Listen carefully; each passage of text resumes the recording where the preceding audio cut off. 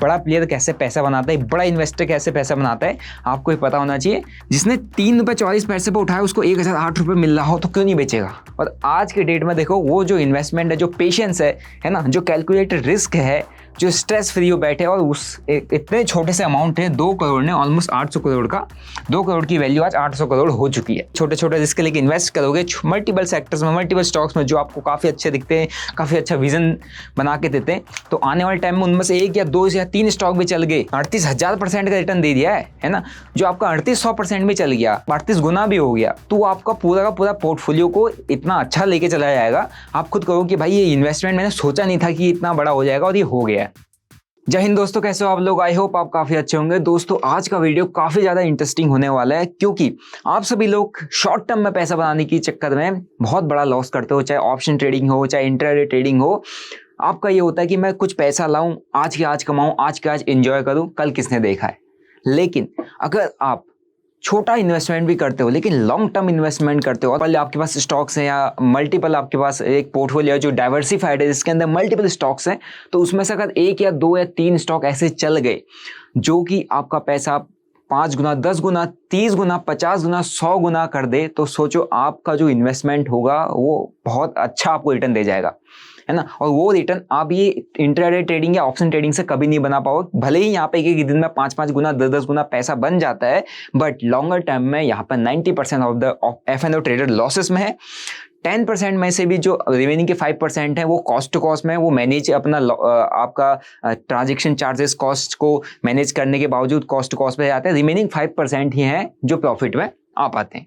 ठीक है, तो आज मैं आपको एक ऐसा इंसिडेंट बताने वाला हूं, एक ऐसी स्टोरी बताने वाला हूं जिसमें एक हमारी मोहतरमा है, जिनको आप बहुत, जो कि बहुत फेमस है, जिनको आप बहुत अच्छे से जानते हो, जिन्होंने सिर्फ 2 करोड़ की इन्वेस्टमेंट की थी। 2 करोड़ का इन्वेस्टमेंट और उनको रिटर्न दे गया 38,000% का, 38,000% प्लस रिटर्न दे गया।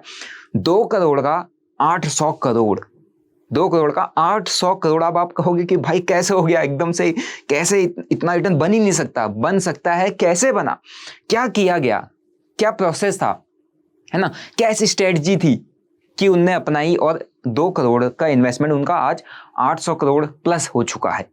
ठीक है, इसको इन डिटेल में समझेंगे। जो लोग मेरे चैनल पर नए हैं तो मैं अब आपको बता दूं, मेरा नाम दिनेश है और आप स्टॉक बनने चैनल पे हैं, जहां पर मैं आपको डेली बेसिस पे एजुकेशनल कंटेंट प्रोवाइड करता हूं। मैं एक एक्टिव ट्रेडर हूं। 2020 से मैं बेसिकली ऑप्शंस के अंदर स्कैल्पिंग कर रहा हूं, और रिसेंटली मैं एक वर्कशॉप मैंने लॉन्च किया हुआ है जो कि होने वाला है 27 और 28 जुलाई को।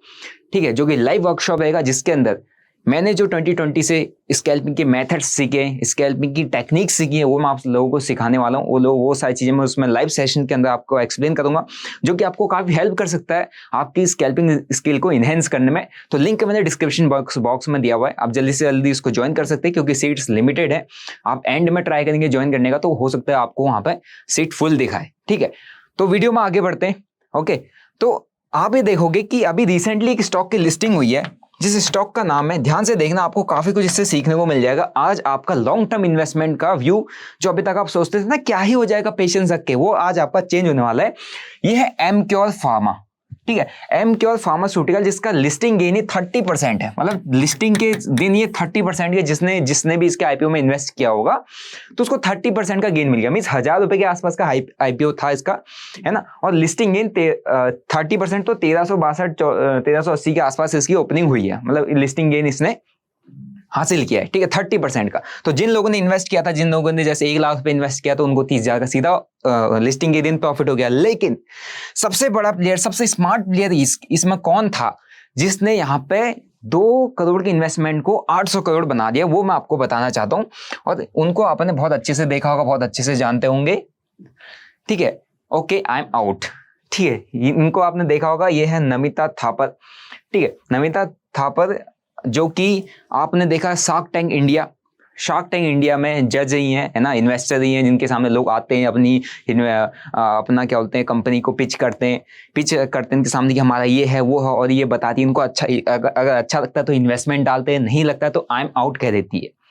ठीक है, इसमें मेरी एक्सपर्टीज नहीं है, आई एम आउट। लेकिन इनकी एक्सपर्टीज कहाँ है, वो मैं आज आपको बताने वाला हूँ। ठीक है, तो इन्होंने ऑलमोस्ट जो गेन किया है इस आईपीओ की लिस्टिंग से, इन्होंने जो अपनी इन्वेस्टमेंट की थी उसमें 38,200% का गेन इनने मतलब 200% का प्रॉफिट कमाया अपनी इन्वेस्टमेंट में, जो कि इन्वेस्टमेंट थी इनकी 2 करोड़ की, और जो 2 करोड़ कुछ की थी मैं आपको प्रॉपर अभी कैलकुलेशन बताऊंगा, जो कि टर्न आउट हो चुकी है 800 करोड़ प्लस की। कैसे हुई, किस तरीके से हुई, है ना, क्या क्या किया गया वो मैं आपको बताता हूँ। ओके उसके लिए थोड़ा सा इनकी जो कंपनी है उसके बारे में थोड़ा समझ लेते हैं, ताकि आपको और इजी हो जाए समझने में, क्योंकि कंपनी के बारे में आप जानोगे तो आपके लिए बहुत बेटर रहेगा समझना। ठीक है, उसके बाद में क्या लर्निंग्स है, क्या पॉइंट्स है, वो आपको हर एक चीज एक्सप्लेन करूंगा। ओके तो कंपनी के बारे में थोड़ा सा जान लेते हैं। बेसिकली ये जो कंपनी एक फार्मास्यूटिकल कंपनी है। ओके एमक्योर फार्मास्यूटिकल, जो कि आपका जिसका आईपीओ लिस्ट हुआ है, अच्छी कंपनी है। और आपको लॉन्ग टर्म इन्वेस्ट करना है नहीं करना है, आपको इसी कंपनी के जो बिजनेस मॉडल है उससे समझ में खुद आ जाएगा। ठीक है, वैसे भी फार्मा के स्टॉक्स काफी अच्छा परफॉर्म करते हैं बेसिकली मार्केट के अंदर।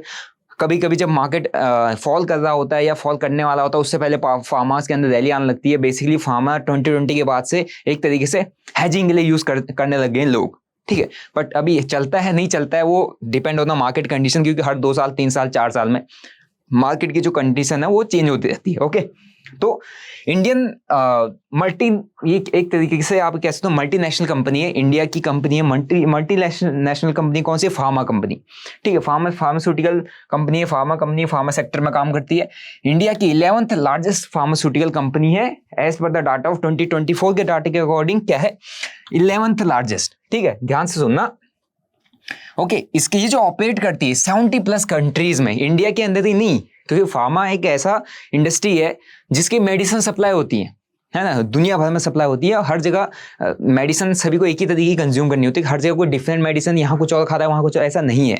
ठीक है, तो 70+ कंट्रीज के अंदर, जो कि काफी बड़ी बड़ी कंट्रीज है, उनमें ये सप्लाई देते हैं, इनका मतलब बिजनेस है।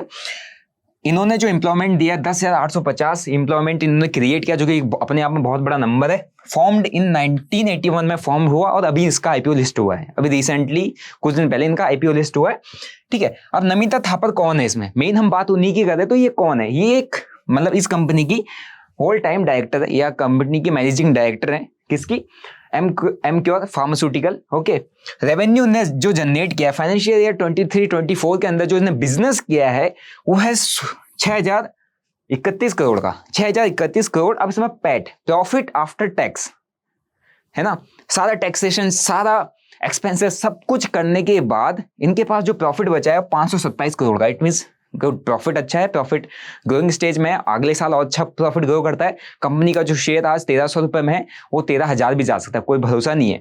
जो इनकी इन्वेस्टमेंट आज, जो इन्वेस्टमेंट की वैल्यू 800 करोड़ के आसपास इन्हें प्रॉफिट कमाया, या 800 करोड़ के आसपास है, हो सकता है 8,000 करोड़ चले आए, कुछ भी हो सकता है ना। लेकिन हम बेसिकली अभी हमने कंपनी के बारे में स्टडी किया। अब मैं आपको बताता हूं कि एग्जैक्टली इन्होंने पैसा कैसे कमाया, किस तरीके से कमाया, क्योंकि काफी लोगों ने न्यूज तो पढ़ी कि यार ऐसे हुआ, इन 38,000% का गेन किया है, लेकिन कैसे किया है इसको समझते हैं। ठीक है, कैलकुलेशन आपने करनी है, लास्ट में आप खुद कैलकुलेट करके कमेंट करना कि कितना एग्जैक्ट इन्होंने प्रॉफिट कमाया होगा। ओके मैं आपको पॉइंट वाइज चीजें बता देता हूँ। इन्होंने स्टार्टिंग में इसमें इन्वेस्ट किया था अराउंड, इन्होंने मतलब जो इसके शेयर्स उठाए थे 63,39,000 लाख शेयर इन्होंने उठाए थे एट द रेट ₹3.44 पे। कितने? 63 लाख, 63 लाख कितना है? 39,000 शेयर उठाए थे ₹3.44 के प्राइस पे, जिसमें इनका इन्वेस्टमेंट वैल्यू था 2,18,06,160 रुपए। ठीक है, तो 2,18,00,000 की इनकी इन्वेस्टमेंट थी, जिसमें इनके पास शेयर आए थे 63 लाख शेयर आए थे। प्राइस क्या था? ₹3.44। ओके फिर उसके बाद आते हैं, जब कंपनी धीरे धीरे ग्रो हुई और कंपनी में थोड़ा बहुत काम होता है, कंपनी जब ग्रो करती है ना, कंपनी को क्या करना होता है? पैसा उठाना होता है। अगर मैं कल दिन में कोई कंपनी खड़ी करूंगा तो मैं अपना खुद का पैसा कब तक लगाऊंगा? मुझे दिख रहा है मेरी कंपनी में ग्रोथ है, मेरी कंपनी का बिजनेस आ रहा है, सब कुछ आ रहा है, लेकिन मेरे पास ऑपरेशन, कंपनी को ऑपरेट करने के लिए, ऑपरेशन एक्टिविटीज के लिए पैसा नहीं है। क्योंकि पैसा आ रहा है, अब उसी को जितना आ रहा है उतना लगा दूंगा, तो फिर मेरे को कंपनी एक्सपेंड करनी है, मेरे को बिजनेस एकदम से बड़ा करना है, हर एक क्या बोलते हैं स्टेट में लेके जाना है, मेरे को मतलब एक तरीके से इंटरनेशनली काम करना है। तो मेरे को क्या करना पड़ेगा? मेरे को पिच करना पड़ेगा इन्वेस्टर्स को कि भैया आइए हमारी कंपनी में इन्वेस्ट कीजिए, आप मेरी कंपनी मतलब का आप कुछ हिस्सा आप ले लीजिए, कुछ शेयर में आपको अपनी कंपनी के, जैसे आपने शार्क टैंक देखा होगा ना, इतनी % इक्विटी में आपको अपनी कंपनी में दे रहा हूँ, 1% इक्विटी के लिए इतना मांग रहा हूँ, 2%, 3%। अब इन्वेस्टर लोगों को क्या लगेगा कि यार इस कंपनी में फ्यूचर है, या ये कंपनी अच्छी जा सकती है, इस कंपनी का मतलब एक ब्राइट फ्यूचर है, अच्छा काम कर सकता है, इनने एक सही प्रॉब्लम ढूंढी है, इस सेक्टर में इतना बिजनेस है, इतने $1 बिलियन का ये इंडस्ट्री है, तो हाँ ये चल सकता है, इसका आइडिया अच्छा है, तो इन्वेस्ट कर देगा, है नहीं, इन्वेस्ट कर देगा तो कंपनी का अच्छा कल के दिन में जो वैल्यूएशन है वो बढ़ता जाएगा। तो इन्वेस्टर ने जिसने आज 100 करोड़ रुपए पे 1 करोड़ अपना 100 करोड़ की वैल्यूएशन पे 1 करोड़ लगाया था, कल के दिन में 1000 करोड़ हो गया, तो उसका 1 करोड़ 10 करोड़ बन गया, है नहीं। तो इस तरीके से पैसा इन्वेस्ट किया जाता है, इस तरीके से पैसा उठाया जाता है, सारा गेम वैल्यूएशन का होता है, और यहाँ पर कंपनी के पास पैसा आ जाता है, कंपनी उस पैसे को कंपनी के ऑपरेशनल एक्टिविटीज में लगाती है, और जिससे कंपनी बहुत जल्दी बहुत बड़ी हो जाती है। आपने देखो छोटे छोटे स्टार्टअप एकदम से बड़े हो गए, कैसे हो गए? इन्वेस्टमेंट उठाई, पैसा आया, लोगों को उस पर विजन दिखा, व्यू दिखा, लोगों ने इन्वेस्ट किया, इन्वेस्टर ने इन्वेस्ट किया, ठीक है। तो इस तरीके से होता है। फिर जब कंपनी को पैसे की जरूरत पड़ी तो कंपनी ने क्या किया, अपने 1,14,00,000 शेयर्स, है ना, 1,14,00,000 शेयर्स को ऑफर फॉर सेल रख दिया कि भैया हम एक तरीके से ऑक्शन कर रहे हैं। एक तरीके का ऑक्शन होता है जिसमें बेसिकली बड़े प्लेयर्स ज्यादा इन्वॉल्व रहते हैं, रिटेलर्स बहुत कम रहता है, बड़ा प्लेयर ज्यादा इन्वॉल्व रहता है ऑफर फॉर सेल में, ठीक है। 1,14,00,000 ने शेयर्स को 108 रुपए पे, सोचो उन्होंने उठाया हुआ है 3 रुपए 44 पैसे पे उठाया हुआ है शेयर्स, उनने नमिता थापर ने उसमें 3 रुपए 44 पैसे पे शेयर्स को मतलब परचेज किया, इतनी इन्वेस्टमेंट थी। और ऑफर फॉर सेल के लिए जब कंपनी ने 1,14,00,000 शेयर्स को कहा कि हम भैया 1,14,00,000 शेयर्स ऑफर फॉर सेल रख रहे हैं, आपको खरीदना है, ये हमारा प्राइस है, 1,008 रुपए पर हम बेचेंगे, ठीक है। अब खुद सोचो कि ये जो 3 रुपए 44 पैसे से सीधा 1,008। अब इसी में जो नमिता थापर हैं मैनेजिंग डायरेक्टर, उनने क्या किया कि मेरे पास जो शेयर पड़े हैं 63,39,000, इस 63,39,000 शेयर्स में से मैं 12,68,000 शेयर्स रखना चाह रही है। 12,68,000 शेयर्स मेरे हैं, जो क्या बोलते हैं ऑफर फॉर सेल है। मतलब 1,14,00,000 शेयर्स में से 12,68,000 शेयर्स किसके थे? नमिता थापर के, जिन्होंने ऑफर फॉर, जब ऑफर फॉर सेल था तो इन्होंने अपने शेयर्स भी वहां पे बेचे ऑफर फॉर सेल रखे। किस प्राइस पर? क्योंकि उनको ऑलरेडी बहुत अच्छा प्राइस मिल रहा था, ऑलरेडी बहुत अच्छा प्राइस मिला था। कौन सा? जिसने 3 रुपए 44 पैसे पर उठाया उसको 1,008 रुपए मिल रहा हो तो क्यों नहीं बेचेगा। लेकिन वो लॉन्ग टर्म सोचिए तो उन्होंने सिर्फ इतने ही शेयर रखे, 12,68,000। और जो अब आप कैलकुलेट करोगे, आप कैलकुलेशन कर लेना, 12,68,000 शेयर्स को 1,008 रुपए से आप जब मल्टीप्लाई करोगे आपका दिख जाएगा 127 करोड़ तो इन्हें सीधे ही कमा लिए।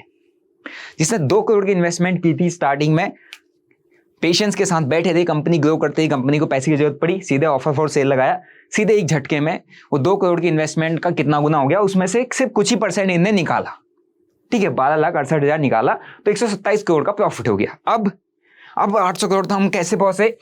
12,68,000 जब शेयर्स इनने निकाल दिए, ऑफर फॉर सेल रख दिए, तो इनके पास रिमेनिंग शेयर्स जो है अभी के करंट के टाइम में 58,71,000, 58,71,000 शेयर्स कंपनी के अभी भी इनके पास है, ठीक है। अब क्या करती है कंपनी, अब जैसे कंपनी के पास पैसा आ गया, सब कुछ आ गया, इनके पास भी, इनका भी पैसा आ गया, एग्जिट लेना चाहते हैं, इनके पास डेप्ट हो गया या कुछ भी कंपनी कर दी है, तो कंपनी किन चीजों के लिए पैसा उठाती है? कई सारी एक्टिविटीज कंपनी करती है। जैसे पहला होता है कि इन्वेस्टर्स एग्जिट लेते हैं, इन्वेस्टर्स को भी एग्जिट लेना होता है, लेकिन उससे मेन रीजन होता है डेप्ट। कंपनी के पास कर्जा बहुत ज्यादा है, कंपनी ग्रो कर रही है, लेकिन कंपनी के पास एक डेट है, लोन है जो कंपनी को प्रेशर कर रहा है, तो कंपनी चाह रही है कि भैया कुछ करते हैं, पैसा उठाना है नहीं, इन्वेस्टर से उठा लिया, ऑफर फॉर सेल से भी उठा लिया, अब कुछ और करना है, अब हमें कुछ और चाहिए, ठीक है। अब उसके बाद कंपनी को एक्सपेंड भी करना होता है, बिजनेस और बढ़ाना है भैया, और बढ़ाना है, बहुत अच्छी ग्रोथ मिली है, ये पीक टाइम है, इसको नहीं छोड़ना है, इन्वेस्टमेंट और चाहिए, और पैसा चाहिए, और पैसा चाहिए, और उठाना है, पब्लिक से पैसा उठाना है, कंपनी को और बड़ा करना है, पूरे देश भर में कंपनी के ब्रांचेस खोल लेनी है, दुनिया भर में सप्लाई बढ़ानी है, बहुत फास्ट एग्जीक्यूशन करना है, हमको क्या बोलते हैं सॉफ्टवेयर अपडेट्स करना है, बहुत कुछ करना है, तो इन सब पर खर्चा लगता है, पैसा लगता है। पैसा कहाँ से? अगर सडन बिजनेस ग्रो करना है तो पैसा कहां से आएगा? पब्लिक से आएगा। तो कंपनी को क्या चाहिए? पैसा चाहिए। तो अब इसके लिए अब क्या ऑप्शन बनता है कि कंपनी क्या करे, लिस्ट हो जाए स्टॉक एक्सचेंज में और अपने शेयर्स रखे लोगों के सामने, है ना, ऑफर करे और लोगों से कहे कि भैया हमको अपने एक शेयर का पैसा चाहिए इतना, 1,000 रुपए 1,008 रुपए हमें चाहिए एक शेयर के बदले, है नहीं, और हमको टोटल मार्केट से इतना पैसा उठाना है। कितना? कंपनी एक आईपीओ लेके आती है 800 करोड़ का, 800 करोड़ का आईपीओ लेके आती है, ठीक है। 800 CR इसको क्या करने थे, उठाने थे। किस लिए उठाने थे मैंने आपको बताया। अब और क्या बोलते हैं, इन्वेस्टर को एग्जिट लेना हो सकता है, या आपको क्या बोलते हैं कंपनी के पास कर्ज ज़्यादा हो तो उसको कम करना हो सकता है, कंपनी को ऑपरेशनल एक्टिविटी जो बढ़ानी हो सकती है, कंपनी को एक्सपेंड करना हो सकता है। कंपनी के कई सारे टास्क हैं, तो उसके लिए उसको एकदम से सडन एक्सपेंड करने के लिए बड़ा पैसा चाहिए।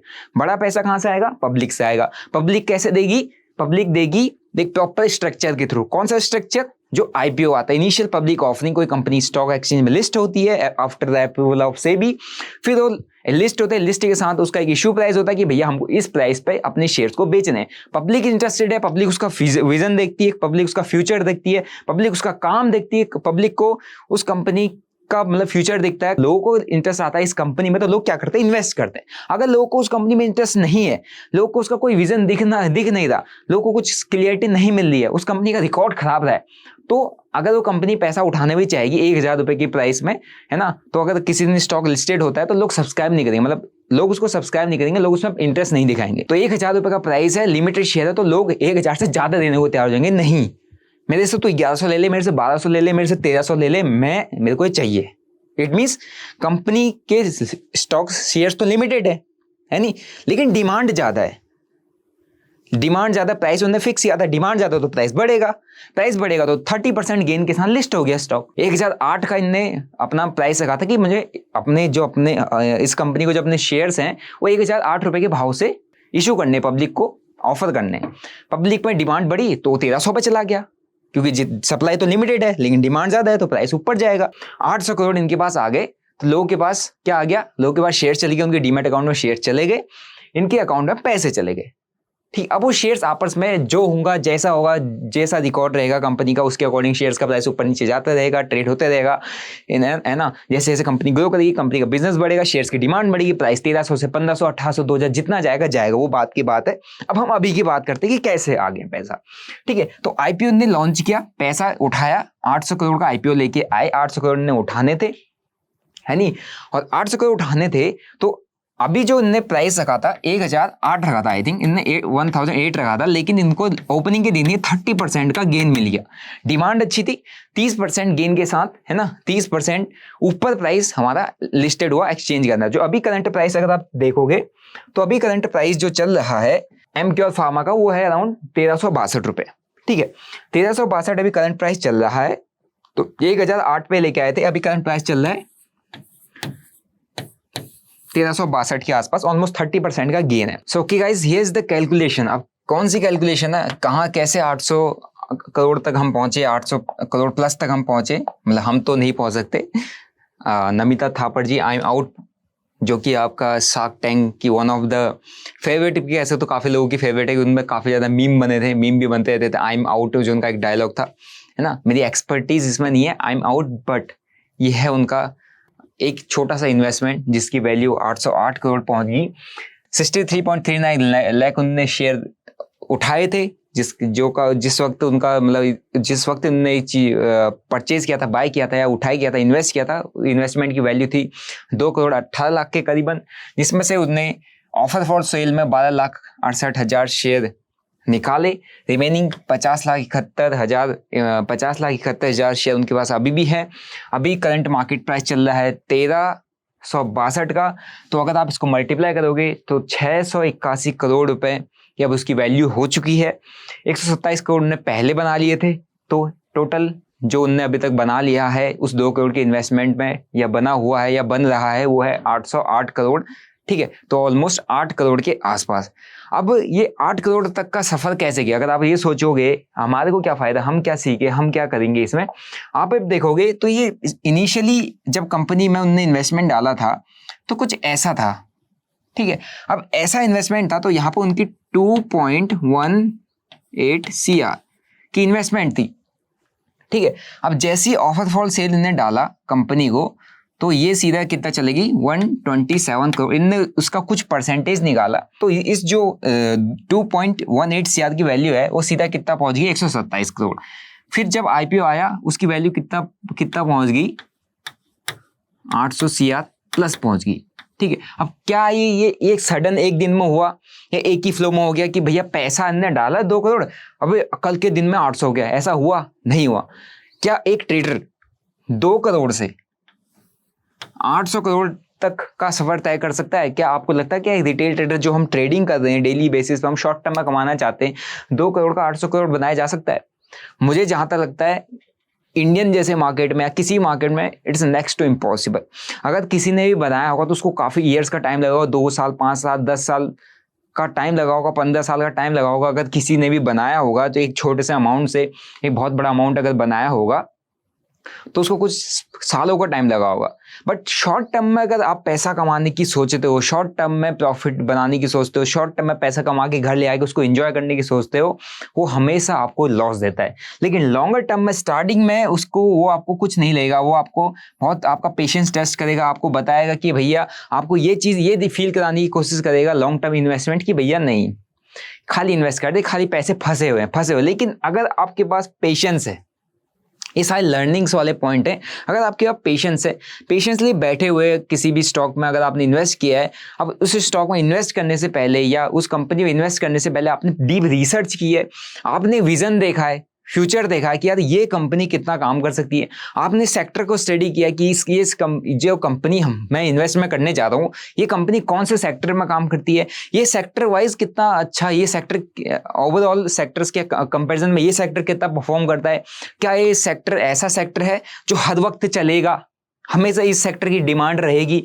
या सिर्फ ये एक फ्लक्चुएटिंग सेक्टर है। फ्लक्चुएटिंग सेक्टर मतलब ये होता है कि कभी चल गया तो चल गया, है ना, किसी साल चला फिर उसके बाद चला ही नहीं क्योंकि उसकी डिमांड ही नहीं, वो उस कंपनी के प्रोडक्ट्स की नीड है ही नहीं, है ना। तो वो सारी चीजें देखनी पड़ती है। उसके बाद एक व्यू बनाना पड़ता है, एक विजन बनाना पड़ता है कि मैंने एक इन्वेस्टमेंट डाली है कंपनी के विजन पे, कंपनी क्या सोचती है, कंपनी का काम कैसा है, कंपनी में क्या ग्रोथ है ना, कंपनी कितने साल से ऑपरेट कर दी है और कंपनी ने आज तक क्या क्या चीजें फेस की हैं, कैसे निकली है इन चीजों से कंपनी, है ना, कितने ड्रॉडाउन आए हैं, मैक्स ड्रॉडाउन कितना है कंपनी का, मैक्सिमम लॉस कितना फेस किया है, मैक्स प्रॉफिट कैसे किया, और क्या उसका ईयर ऑन ईयर रेवेन्यू बढ़ रहा है नहीं बढ़ रहा है, ईयर ऑन ईयर उसका प्रॉफिट ग्रो हो रहा है नहीं हो रहा है ना, क्या उसका जो डेट है, जो उसके बाद कर्ज है वो कम हो रहा है नहीं हो रहा है, अगर कर्ज बढ़ रहा है तो क्यों बढ़ रहा है, क्या रीजन है, प्रॉफिट भी बढ़ रहा है, कर्ज भी बढ़ रहा है, सब कुछ बढ़ रहा है, तो वहां पर भी कहीं ना कहीं कंसर्न है। प्रॉफिट रेवेन्यू बढ़ रहा है ना, प्रॉफिट भी बढ़ रहा है, डेट कम हो रहा है, बहुत अच्छी बात है ना।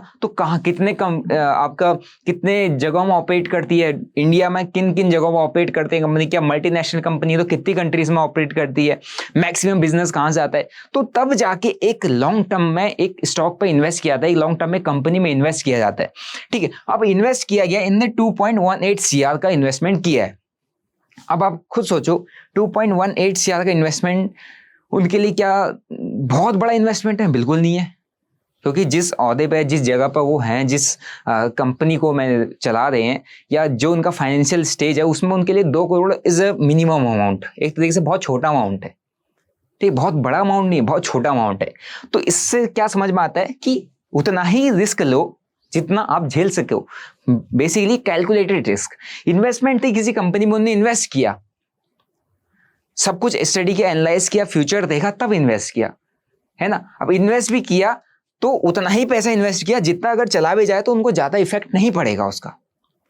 उसको कहते हैं कैलकुलेटेड रिस्क, उसको कहते हैं रिस्क एपिटाइट क्या है आपका। आपको अगर अपना खुद का रिस्क एपिटाइट पता है कि भैया मैं इन स्टॉक्स में, मेरे पास 50 लाख पड़ा है, लेकिन मैं 5 से 10 लाख रुपए एक ऐसा अमाउंट है जो मैं इन स्टॉक्स में इन्वेस्ट करना चाहता हूँ, उन स्टॉक में चाहे वो जीरो हो जाए या मेरे को मल्टीबैगर बना के दे, मेरे को 10 लाख मेरा एक टाइम में अगर चला जाएगा, मेरे को इम्पैक्ट नहीं पड़ेगा। अगर आप ये सोचते हो ना, तब जाके ऐसी कंपनीज ढूंढो, ऐसी कंपनीज के अंदर रिसर्च करो जो आने वाले टाइम में मल्टीबैगर बन सकती है, आने वाले टाइम में जिनका फ्यूचर है ना। और उतना ही पैसा लगाया गया, अगर ये जीरो, क्योंकि इन्वेस्टमेंट है, कंपनी के अंदर इन्वेस्टमेंट की है, कंपनी जीरो होगी तो पैसा जीरो, उतना ही, इसीलिए उतना ही इन्वेस्ट किया गया जितना वो बियर कर सकते हैं। इसको कहते हैं रिस्क एपिटाइट किया है आपका, कैलकुलेटेड रिस्क कहा जाता है। कैलकुलेटेड रिस्क के साथ पेशेंस रखा, पेशेंस के साथ एक विजन था तभी पैसा लगाया, है ना, एक फ्यूचर दिख रहा था तभी पैसा लगाया, उनकी खुद की एक्सपर्टीज है फार्मास्यूटिकल फार्मा सेक्टर में, तभी पैसा लगाया। और आज के डेट में देखो वो जो इन्वेस्टमेंट है, जो पेशेंस है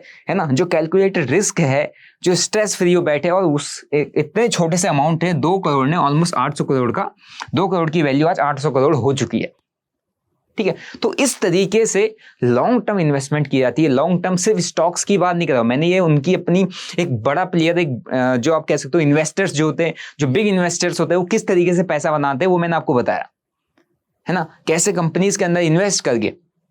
अब इससे ये नहीं है कि आप स्टॉक मार्केट के अंदर ही करोगे, ऐसा नहीं है। अगर आपके सामने कोई आपको ऐसा दिख रहा है या ऐसा कोई एक तरीके से स्टार्टअप दिख रहा है ना, जिसके अंदर ग्रोथ है, जो आपको दिख रहा है, जो आपको उस स्टार्टअप का बिजनेस दिख रहा है कि हाँ ये स्टार्टअप इस तरीके से काम कर रहा है, ये आने वाले टाइम में बड़ा बन सकता है, तो हो सकता है आप कुछ इन्वेस्ट कर दो ऐसे ये देख के, है ना। जहां तक कि मैं आपको बताऊंगा कि अगर करना ही है, आप ये कह सकते हो ऑलमोस्ट 70-75% ऑफ द स्टार्टअप तो फेल होते हैं, लेकिन जो बनते हैं ना वो फिर यूनिकॉर्न में बहुत अच्छे स्टार्टअप चलते हैं। तो वहां पर भी विन रेट वही है 80 आप कह सकते हो 80% लूजिंग रेट है ना, 20% विन रेट। स्टार्टअप से किसी भी इंडस्ट्री में losing and win rate same ही है। यूपीएससी की तैयारी कर लो है ना, आईएसपीसीएस की तैयारी कर लो, विन रेट 1% ही है, 99% तो वहां पर ही जा रहा है। ऑप्शन ट्रेडिंग की बात कर लो, यहाँ तो एटलीस्ट 10% कह देते हैं लोग, है ना, मतलब टोटल स्टॉक मार्केट में 10% कमा रहा है, 90% लूज कर रहा है, फिर भी यहाँ आपका क्या है विनिंग रेट तो ऑल सेक्टर्स के कंपैरिजन में काफी ज्यादा है।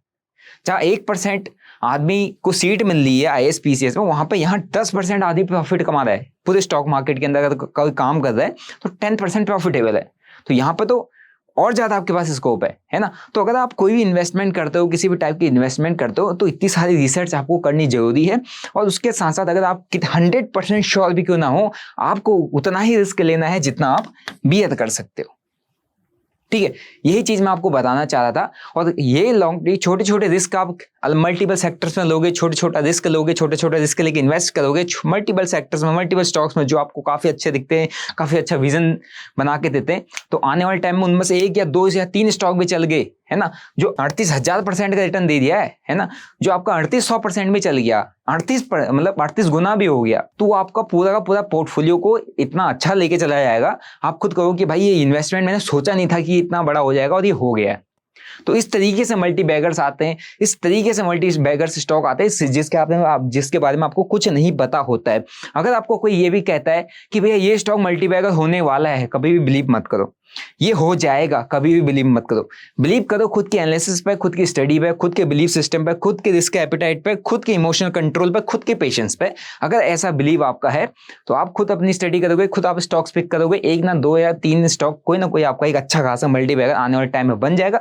बस पेशेंस रखना है और पेशेंस के साथ कैलकुलेटेड रिस्क लेना है, तभी जाके ये सब चीज आप भी गेन कर पाओगे। यही मैं इस वीडियो के थ्रू या इस जर्नी, ये स्टोरी के थ्रू बताना चाह रहा था। आई होप आप लोगों ने काफी कुछ से सीखने को मिला होगा, आपको समझ में आया होगा कि लॉन्ग टर्म में बहुत अच्छा पैसा बनता है।